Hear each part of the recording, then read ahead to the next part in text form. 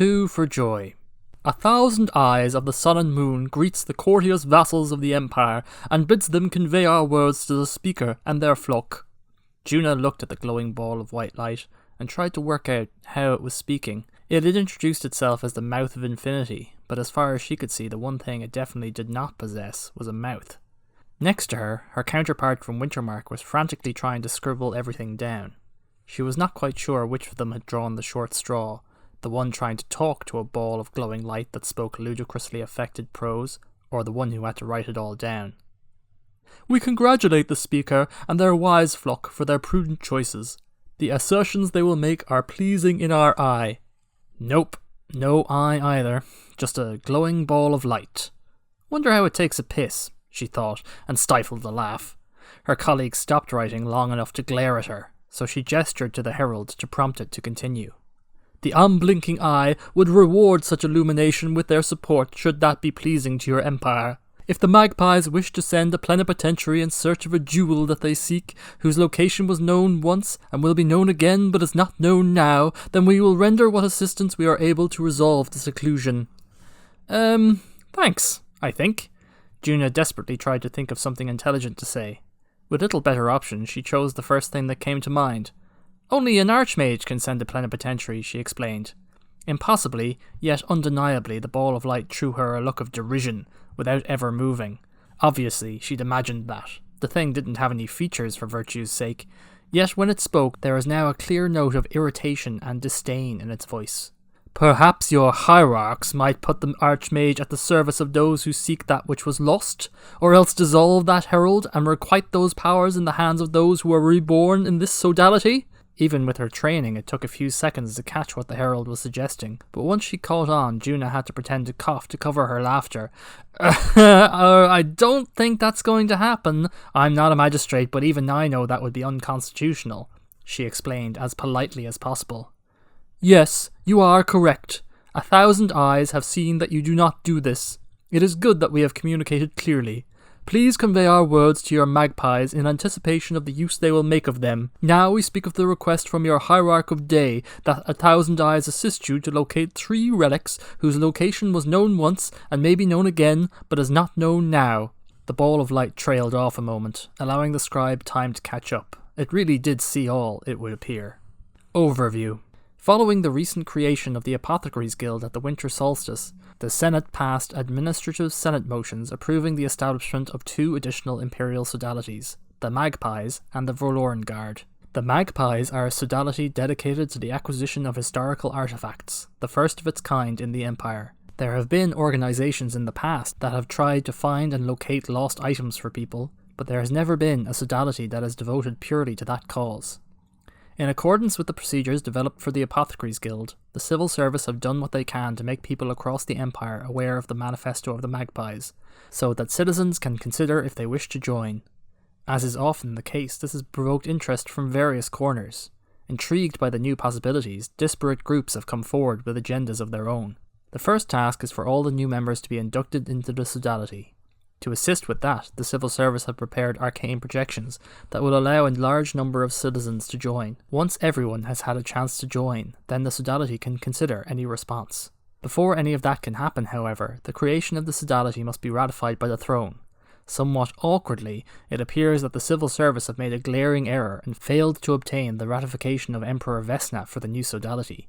If that does not proceed, then all the other issues are likely to become moot. Ratification. The creation of a sodality is a constitutional vote requiring ratification by the throne. The office of the Speaker assumed that had happened, and has instructed the civil service to communicate the existence of the new sodality to the Empire, so that people can begin to join.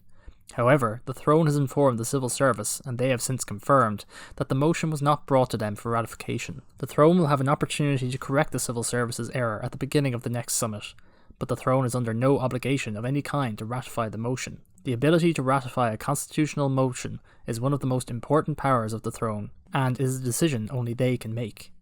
If throne ratifies the creation of the Magpies, then the establishment of the new sodality will proceed exactly as laid out below. If the creation of the Magpies is not ratified, it remains in suspension and may be ratified by the current throne or any future occupant of the throne at any time. If that happens, then the Magpies won't be established as an imperial sodality. The space reserved for them to meet in the Senate chamber will remain available, but they will not gain any legal benefits, and there will be no impact for historical research or similar. Joining the Sodality.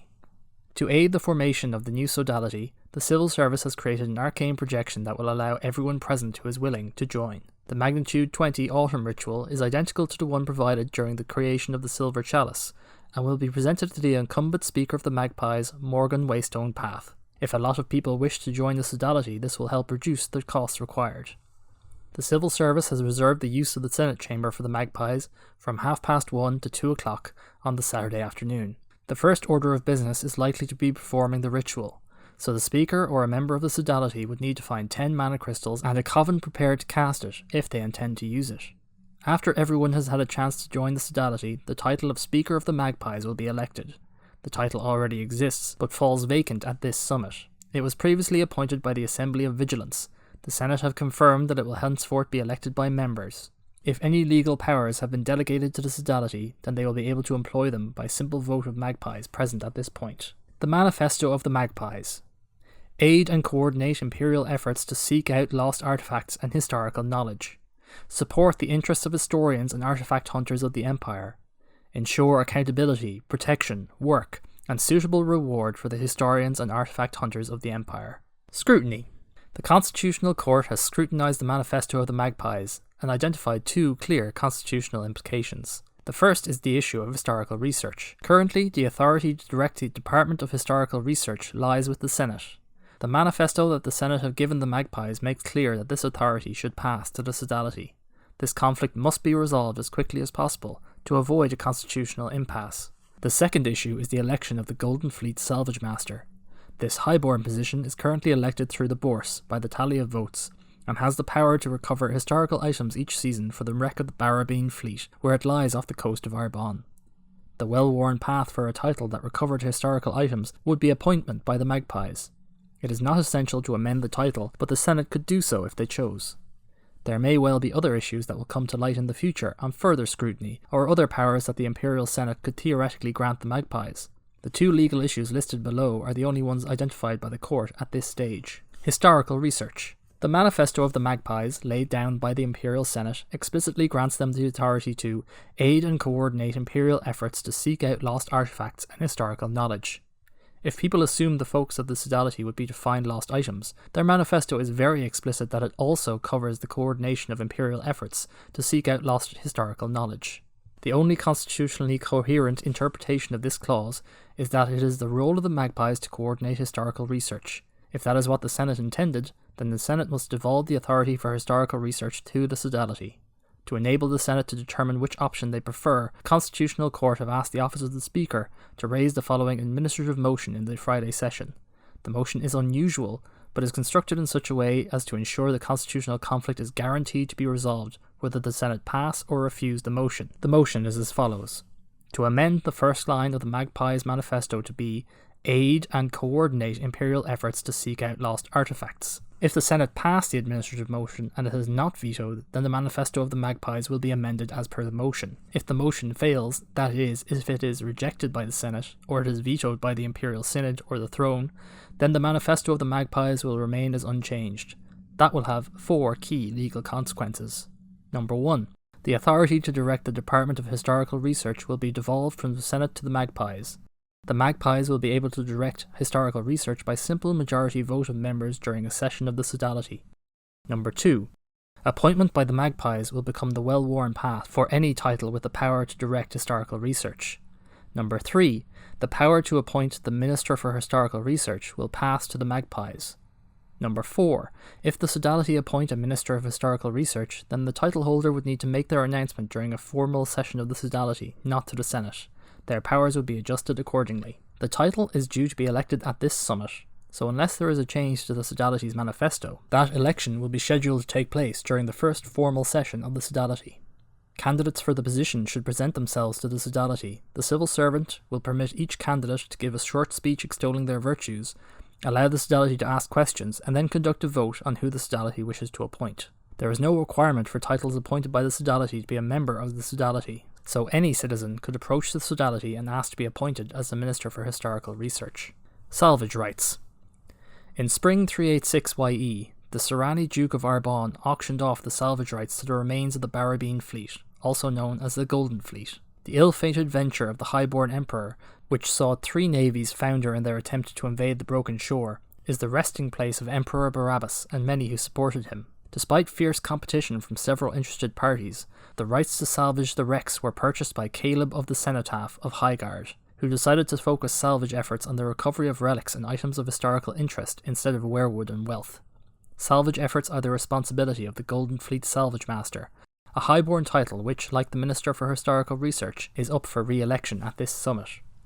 Given that this title recovers lost items of historical interest, the well-worn path for election would be appointment by the Magpies, though still as a highborn position. While the Salvage Master also recovers a small amount of valuable resources, it is very clear that the focus of the title is on recovering antiquities.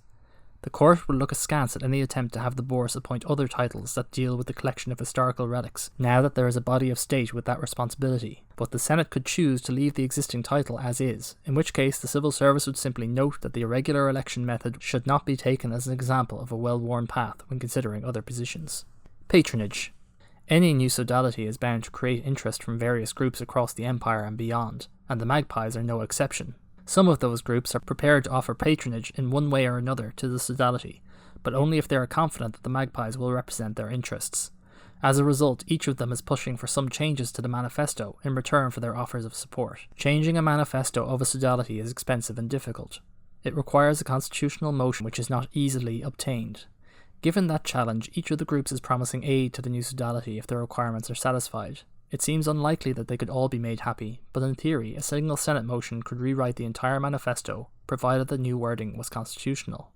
Spiders eat maggots. It is perhaps no surprise that the torchbearers of Urizen might take an interest in the Magpies, given their stated goals to protect and support historians and recover historical knowledge. There is some skepticism, however. There are some cynics who suggest that the Magpies are really just treasure hunters, barely more than maggots, who have only co-opted the robes of historians to give them a patina of respectability. These Urizeni historians want to see evidence that the sodality is committed to more than just tomb robbing. Of all the torchbearers, the Saccharissans emphasize recovering and storing knowledge. One group, the torchbearers of Spider's Vantage in Redoubt, are keen to motivate the new sodality to do more than just pay lip service to their goals. Originally founded by Sacharissa, the Spire of Spider's Vantage has grown to become a large, well-established centre for the distribution of knowledge.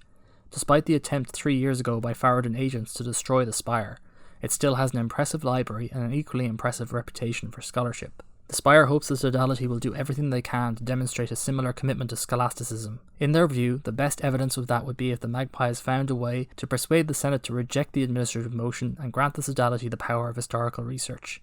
If that happens, then it will be harder for anyone to deny that the Magpies are every bit as committed to unearthing the secrets of the past as they are to recovering its treasures. The Spire would have the Magpies go one step further, though. Rather than appoint the Minister for Historical Research, they argue it would be better to move the Senate to abrogate the title, or if that isn't possible, to simply leave it vacant. If that happens, if the power to commission historical research is devolved from the Imperial Senate to the Magpies, but the title is not appointed for any reason, then the sodality would be able to commission the research by majority vote of sodality members. The torchbearers of Spider's Vantage argue that this is a better basis for ensuring that the power to uncover truth does not end up concentrated in the hands of one person, but remains in possession of the entire sodality. If the sodality are successful in persuading the Senate to confirm their manifesto, thereby granting them the authority to direct the Department of Historical Research, and they do not appoint the Minister for Historical Research, or the title is abrogated, then the Spire will gather mana from Urizeni torchbearers for the sodality as an ongoing bequest.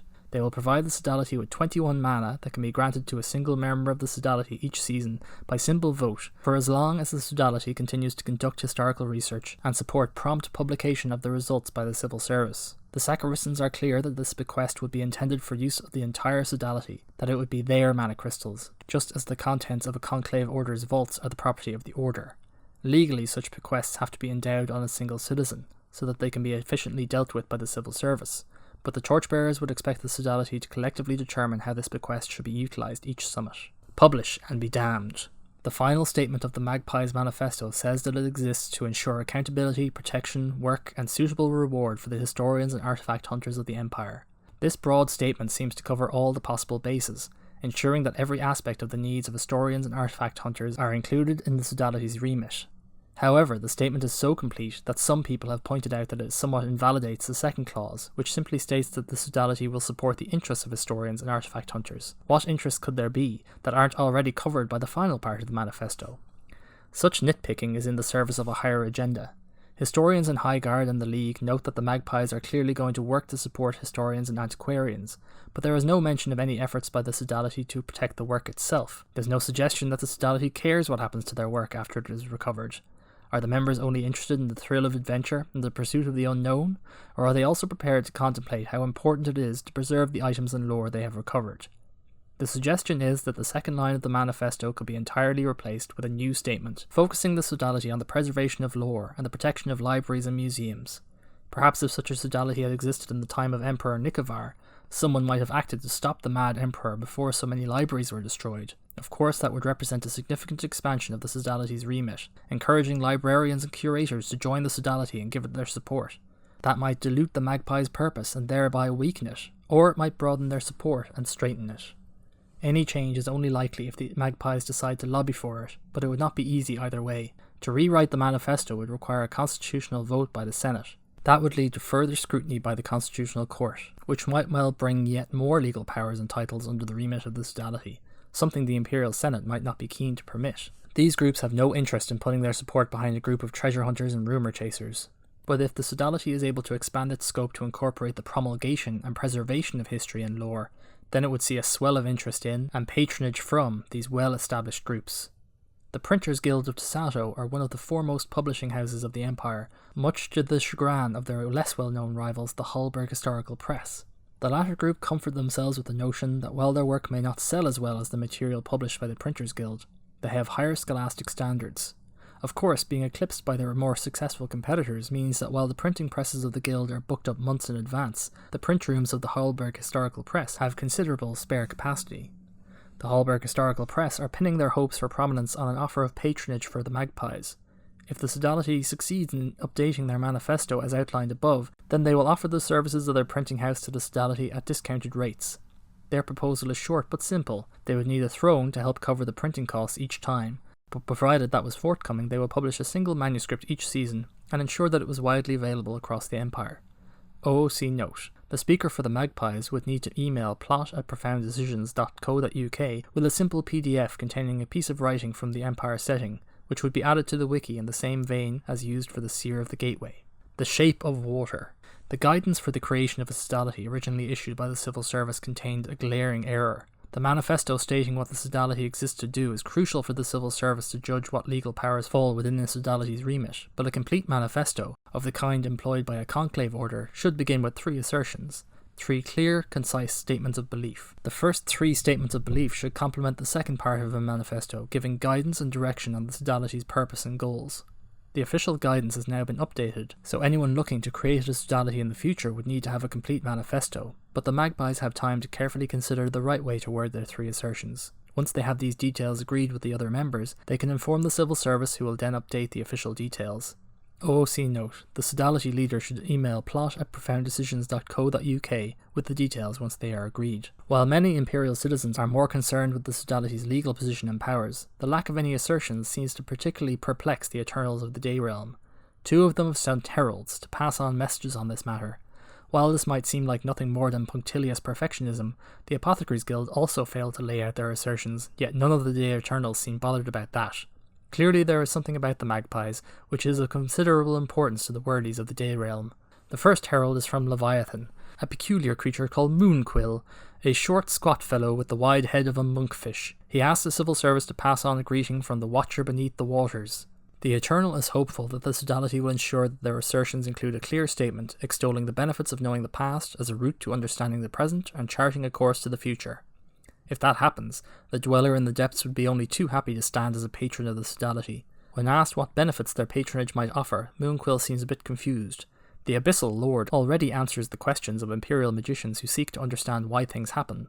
What more help could they possibly offer? After some thought, the Herald states that if the Sodality adopt a set of assertions that are pleasing to the Dweller, then he will grant them a whetstone. This nondescript rock, taken from the deep in the Day Realm, is always wet to the touch no matter where it is left. The whetstone will have a boon on it that lasts a year, allowing it to be evoked once each summit while a coven is employing an effigy to send a question to the Eternal. If that happens, then the Eternal will permit the coven to ask a question about the history of a specific relic or antiquity. Moonquill cautions that the Dweller in the Depths cannot tell the Sodality where such a thing might be found, for that they would need to spend time with Kemus, but he can reveal what he knows of the history of this item, provided it is described clearly to him. Of course, the Herald is happy to confirm that the Watcher beneath the waters would welcome regular questions sent to him by members of the Sodality. To infinity and beyond.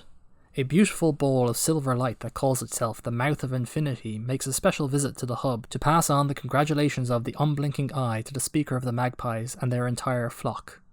Having observed the assertions chosen by the Magpies, she who watches is very pleased by the decisions that the Sodality will make, and accordingly she stands ready to support them. The Mouth claims that the unblinking eye has received a plenipotentiary from Gralka, the Archmage of Day. In that missive, the Archmage has levelled several requests of the Eternal, including 3 objects they wish help in finding. Given the many and varied nature of the Archmage's requests, the Unblinking Eye has chosen to help the Empire find 1 of the 3 requested antiquities. However, rather than decide themselves, in recognition of the wise choices that the Sodality will make for its assertions, the Eternal will grant the Magpies the right to choose.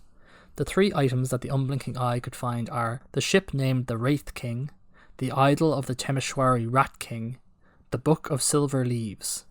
The Archmage may be able to provide the Sodality with more information, or perhaps the citizens who are seeking these things can. Either way, the Unblinking Eye is content for the Sodality to determine which item the Eternal would look for.